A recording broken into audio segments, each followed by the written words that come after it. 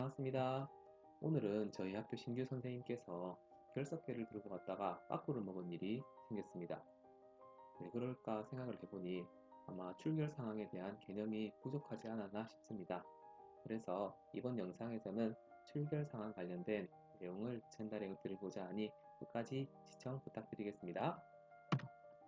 여기 두 가지의 결석 신고서가 있습니다. 그럼 제가 질문을 하나 드리겠습니다.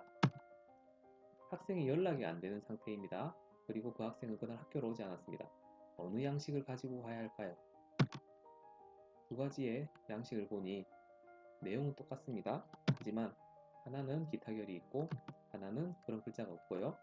하나는 교감 교장선생님까지 결제 라인이 되어 있고 하나는 교감 선생님 정결입니다. 결론적으로 저희 신규는 이 첫 번째 양식을 들고 갔습니다. 그 이유가 병결이란 개념은 알았는데 그 외에 결석에 대한 개념이 없었기 때문이죠. 그래서 이 친구가 아파서 안 온 건 아닌데 그러면 어떤 양식을 들고 가야 될까 했더니 기타라는 말이 있어서 병결 이외의 것을 기타로 보는구나 하고 요거를 들고 왔는데 이 양식이 아니었던 거죠. 그러면 출결 상황에 대해서 한번 알아보도록 하겠습니다.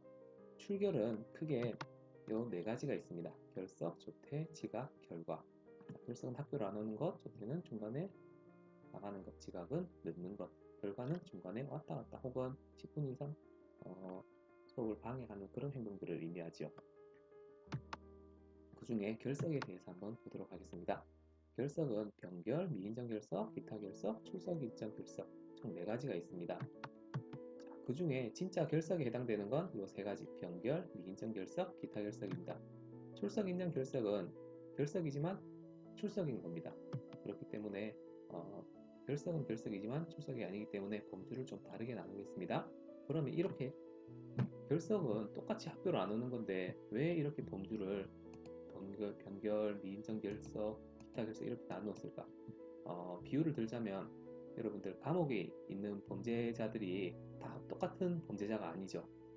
어떤 범죄자는 사기죄로 들어온 사람이 있을 거고 어떤 범죄자는 폭행죄로 들어온 사람이 있을 겁니다. 그러니까 결석이라 하더라도 다 같은 결석이 아니니 이런 범주를 나누어 놓았습니다.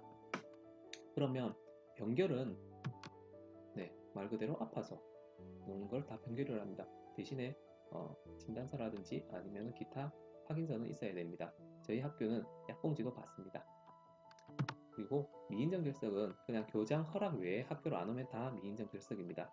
예를 들면 학원대회 혹은 무단 결석 땡땡이라 그러죠. 자, 그럼 오늘 문제가 되었던 결석이 바로 요 기타 결석입니다. 기타 결석은 학생이 가사의 조력을 위해서 혹은 간병 혹은 공량 때문에 오지 못하는 것을 기타 결석이라고 합니다. 자, 하지만 이것이 모두가 다 인정되는 것은 아니고 결론적으로는 이것은 학교장의 허락이 필요한 부분입니다.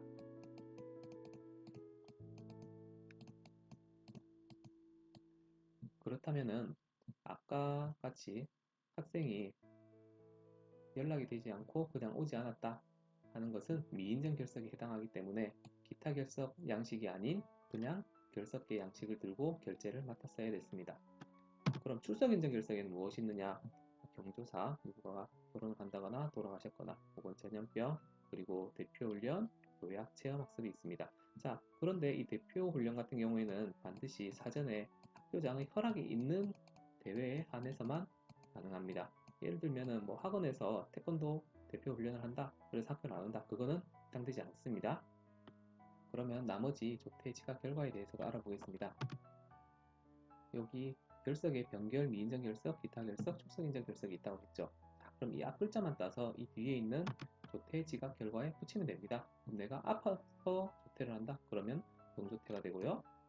어, 그냥 무단으로 조퇴를 한다. 그러면 미인정 조퇴가 됩니다. 그리고 기타 조퇴를 한다. 그러면 기타 조퇴가 되고요. 그리고 어떤 사유가 있어서 출석 인정을 받으면서 조퇴를 한다. 그러면 출석 인정 조퇴가 되는 것입니다. 오늘 저희 학교 신규가 학생이 연락이 되지 않아 결석을 했을 경우에 결제를 맡기 위해 들고 와야 될 신고서는 바로 왼쪽에 있는 기타결이 아닌 오른쪽에 있는 결석 신고서입니다.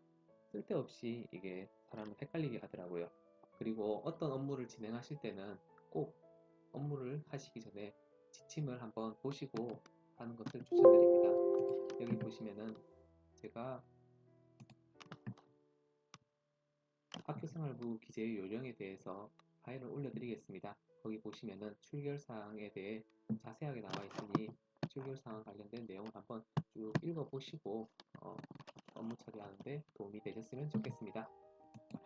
마지막으로 학교마다 세부 사항은 다를 수 있으니 꼭 출결 담당 선생님께 여쭤보고 업무를 진행하시면 사랑받는 신규 선생님이 되실 수 있을 것입니다. 오늘도 영상 봐주셔서 감사합니다.